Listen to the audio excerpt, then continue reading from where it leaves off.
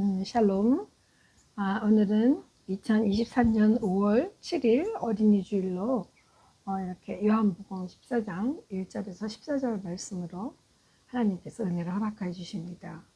말씀을 먼저 봉독하며 은혜를 나눕니다. 너희는 마음에 근심하지 말라. 하나님을 믿으니 또 나를 믿으라. 내 아버지 집에 거할 것이 많도다. 그렇지 않으면 너희에게 일렀으리라. 내가 너희를 위하여 거처를 예비하러 가노니 가서 너희를 위하여 거처를 예비하면 내가 다시 와서 너희를 내게로 영접하여 나 있는 곳에 너희도 있게 하리라. 내가 어디로 가는지 그 길을 너희가 아느니라. 도마가 이르되 주여 주께서 어디로 가시는지 우리가 알지 못하거늘 그 길을 어찌 알겠사옵나이까. 예수께서 이르시되 내가 곧 길이요 진리요 생명이니 나로 말미암지 않고는 아버지께로 올 자가 없느니라. 너희가 나를 알았더라면 내 아버지도 알았으리로다. 이제부터는 너희가 그를 알았고 또 보았느니라. 빌립이 이르되 주여 아버지를 우리에게 보여주옵소서. 그리하면 족하겠나이다. 예수께서 이르시되 빌립아 내가 이렇게 오래 너희와 함께 있으되 내가 나를 알지 못하느냐. 나를 본 자는 아버지를 보았거늘 어찌하여 아버지를 보이라 하느냐. 내가 아버지 안에 거하고 아버지는 내 안에 계신 것을 내가 믿지 아니하느냐. 내가 너희에게 이르는 말은 스스로 하는 것이 아니라 아버지께서 내 안에 계셔서 그 일을 하시는 것이라. 내가 아버지 안에 거하고 아버지께서 내 안에 계심을 믿으라. 그렇지 못하겠거든 행하는 그 일로 말미암아 나를 믿으라. 내가 진실로 너희에게 이르노니 나를 믿는 자는 내가 하는 일을 그도 할 것이요 또한 그보다 큰 일도 하리니 이는 내가 아버지께로 감이라. 너희가 내 이름으로 무엇을 구하든지 내가 행하리니 이는 아버지로 하여금 아들로 말미암아 영광을 받으시게 하려 함이라. 내 이름으로 무엇이든지 내게 구하면 내가 행하리라. 아멘. 오늘 말씀 제목은 그대여 약속은 흐르고 있습니다. 하나님께서 우리에게 은혜를 주시길 원합니다. 존 갤브레이스라는 사람은 지금부터 60여 년 전에 1970년 불확실성의 시대라는 책에서 현대를 사회를 주도하는 원리가 사라진 불확실한 시대라고 규정하였습니다. 이것은 현대가 과거처럼 확신에 찬 경제학자도 자본가도 사회주의자도 존재하지 않는 시대라는 것입니다. 또한 우리가 진리라고 여겨왔던 많은 것들에 대해서 그 합리성과 이성에 근거한 담론책에도 의심스러워 어디로 가야 할지 모르는 혼란스러운 시대라는 뜻이 포함되어 있습니다. 그러다 보니 삶이 더 어려워진 것은 사실입니다. 지난 몇 년간 우리는 그래도 코로나가 끝나면 좀 달라지겠지 하는 기대도 했지만 아마 현 시점에 와서 우리는 1970년대보다 모든 문명과 생활 수준이 발전했고 사이버 세계의 등장으로 수많은 정보와 증거들이 있지만 확실함보다 불확실성의 시대인 것을 솔직히 더 공감하는 것 같습니다. 그렇기 때문에 삶이 어려운 이유는 모든 것이 불확실하기 때문이 아닐까 생각합니다. 그런데 그렇게 불안한 삶에서 우리는 확실한 계산을 또 하고 싶어 한다는 것입니다. 우리의 기대가 모두 현 시점에서 나를 보는 것이 아니라 과거의 나를 보며 자책하고 후회하고 또 미래의 나를 생각하며 어떻게 돼야 될지 모르는 그런 불안감에 사로잡혀 살아가는 경우가 더 많기 때문일 것입니다. 패닉이 무엇입니까? 일어나지 않은 상상 속에서 공포를 감싸여 자신을 몰아넣는 그런 감정을 말하는 것입니다. 죽음과 병, 경제적 불황 등 자신이 두려워하는 것에 자신을 몰아넣으면서 실제 정서적인 병과 육체적인 고통을 가져오게 되는 게 아닐까 합니다. 그런데 하나님께서는 우리 인간을 하나님의 형상과 닮은 모습으로 만들어 주셔서 우리가 이 시대 속에서 고통받고 힘들어하는 것보다 건강하고 존귀하게 사랑받고 살아가기를 원하십니다. 마치 우리 어린이들이 부모와 어른을 닮아 행복하고 귀하게 살아가기를 바라는 것처럼 말입니다. 그래서 오늘 1절에도 먼저 근심하지 말라. 하나님을 믿으니 또 나를 믿으라고 하셨습니다. 맞습니다. 모든 삶의 근원적인 문제는 믿음에서 시작되는 것입니다. 모든 면에서 불안하고 근심 걱정이 많을 때 여러분은 먼저 무엇을 찾게 되겠습니까? 아마 우리에게 믿을 만한 것이 무엇이 있는지, 그리고 내가 어디서부터 이 불안이 왔는지, 이 불안에 잡혀있는 나는 누구인지를 알려고 할 것입니다.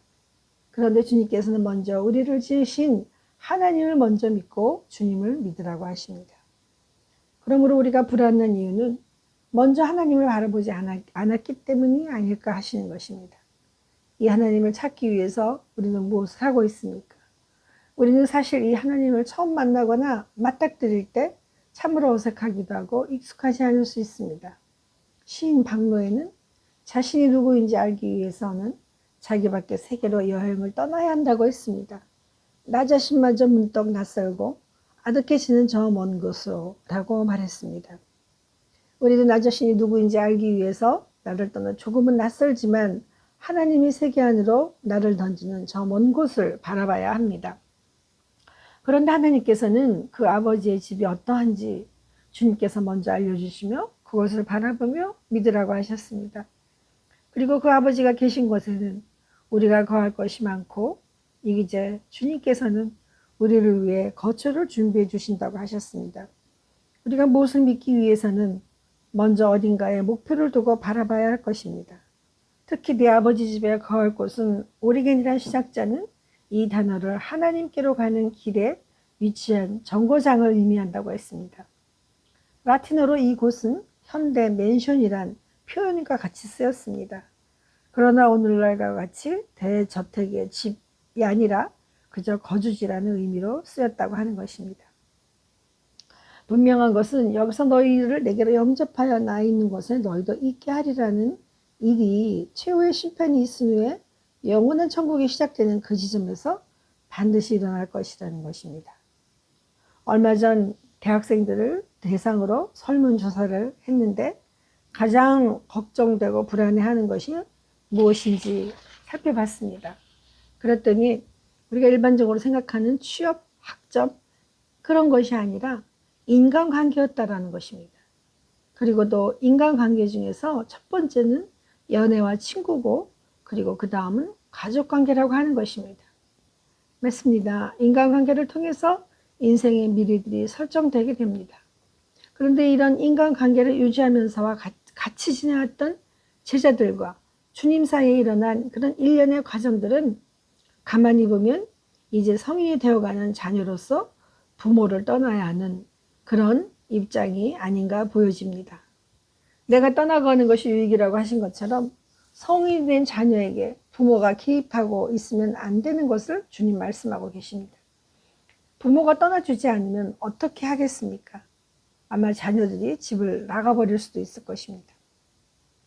주님께서는 우리가 독립할 상황이 되었기에 내가 떠나가긴 가는데 이것은 너희를 위함이라고 먼저 말씀하셨습니다. 그렇다면 이제까지 자세히 갈 길을 안내해 주시는데도 불안해하는 우리들과 제자들에게 어떤 구체적인 길을 제시해 주시겠습니까? 그 대표적으로 두 제자 도마와 빌립은 질문이 많았습니다. 이제 그 길을 알려주시고 아버지를 보여달라고 하고 있습니다. 특별히 그동안 도마는 늘 의심하는 태도에 의심만은 도마로 아마 여겨져 왔을 것입니다.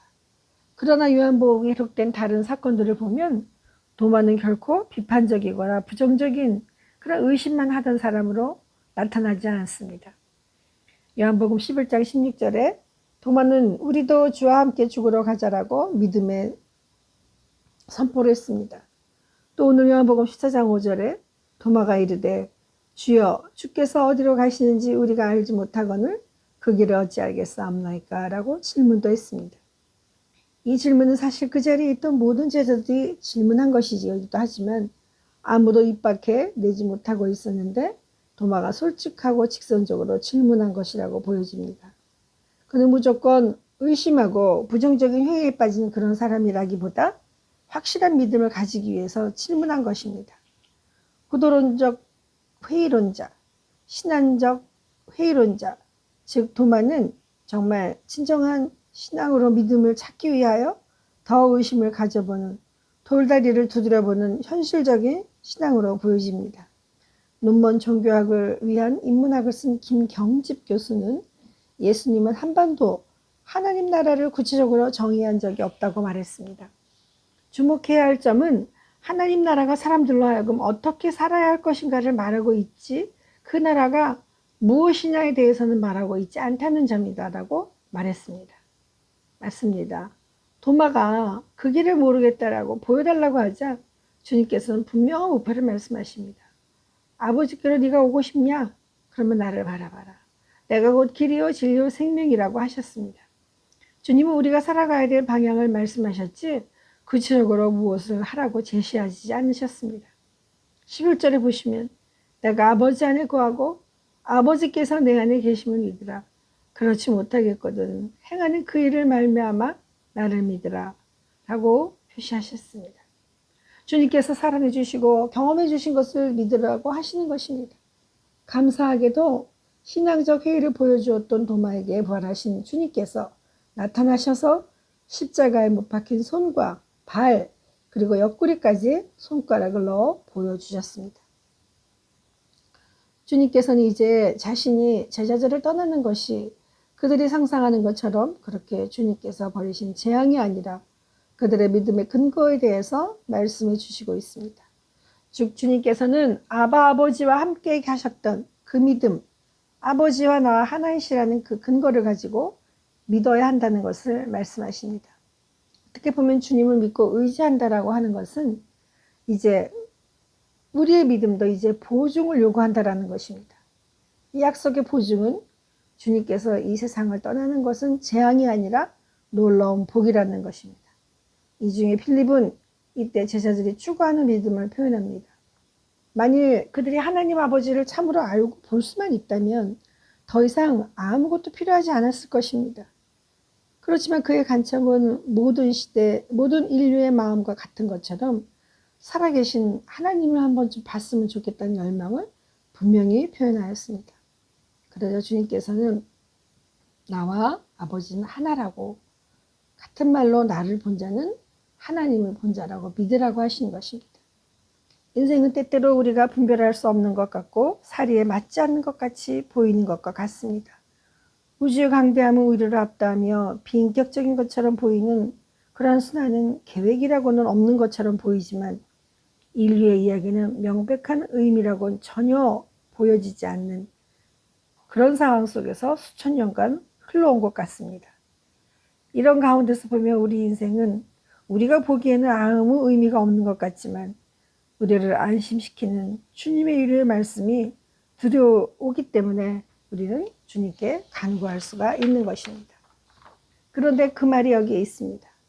예수님 그분이 오심에서 그분의 죽으심과 부활하심 속에서 하나님은 평화의 말씀을 허락하십니다. 하나님께서 이 말씀을 허락하실 때 그 세월 속에서 우리는 다시 그 목적으로 새 삶을 살아갑니다. 이 사랑 안에서 그리고 죽기까지 겸손하게 섬긴 그분의 삶 안에서 우리가 참으로 믿고 평화를 찾을 수 있는 그 하나님을 알게 된다는 것입니다. 근심하는 마음에서 생겨나는 염려에 대한 대답은 확실한 지식이고 그 확실한 지식은 예수님을 통해서 오게 된다는 것입니다. 말씀을 보시면 12절, 13절에 보시면 내가 진실로 진실로 너희에게 이르노니 나를 믿는 자는 내가 하는 그 일을 그도 할 것이요 또한 그보다 더 큰 일도 하리니 이는 내가 아버지께로 감이라. 아멘. 주님께서 함께 하시고 계시다는 증거는 믿음 없이는 이루어질 수 없는 것입니다. 그러면 이런 모든 약속은 언제 그 효력이 발생하게 되겠습니까? 발생하는 기간까지도 설정할 수 있겠습니까? 인간의 세계에는 규정하고 싶습니다. 유효기간을 말할 것입니다. 그러나 약속을 지키고 실행하지 않으면 그 유효기간 내는 아무것도 일어나지 않을 것입니다. 이제 주님께서는 주님을 믿는 자들이 누릴 수 있는 특권을 약속하고 계십니다. 그것은 주님을 믿는 자들이 그 일을 지키면 내가 하는 일도 할 것이고 또한 그보다 더 큰 일을 할 수 있다는 것입니다. 주님께서는 아버지께로 가기 때문에 강론하고 계십니다. 하나님께서는 우리가 정해놓은 기간이 아니라 하나님이 행하시고자 하는 일은 하나님의 기간 안에 반드시 허락하여 주십니다. 카톨릭 영성신학자 토마스 머튼이 이렇게 기도했습니다. 나의 주 하나님, 저는 지금 어디로 가고 있는지 모르겠습니다. 제 앞에 놓인 길이 보이지 않습니다. 이 길이 어디에서 끝나게 될지도 모르겠습니다. 저는 정말 나 자신에 대해서도 알지 못합니다. 그는 침묵으로만 기도하는 수도회의 수도승이었습니다. 침묵 가운데 떠오르는 인간의 수많은 여러 가지 발상들을 표현했습니다. 오늘날 우리도 도마와 빌리처럼 보이지 않는 믿음 때문에 정말 불안해하고 의심할 때 주님께서는 너희가 내 이름으로 무엇을 구하든지 내가 행하리니 이는 아버지로 하여금 아들로 말미암아 영광을 받으시게 하려 함이라. 내 이름으로 무엇을 구하든지 내게 구하면 내가 행하리라. 아멘. 기도하겠습니다. 사랑이 많으신 하나님, 너희네 마음에 근심하지 말라. 하나님을 믿으니 또 나를 믿으라고 하셨습니다. 우리는 주님이 보이시지 않기에 우리가 자꾸 허상을 잡으려고 하기에 점점 더 우리는 근심과 걱정에 빠져들게 됩니다.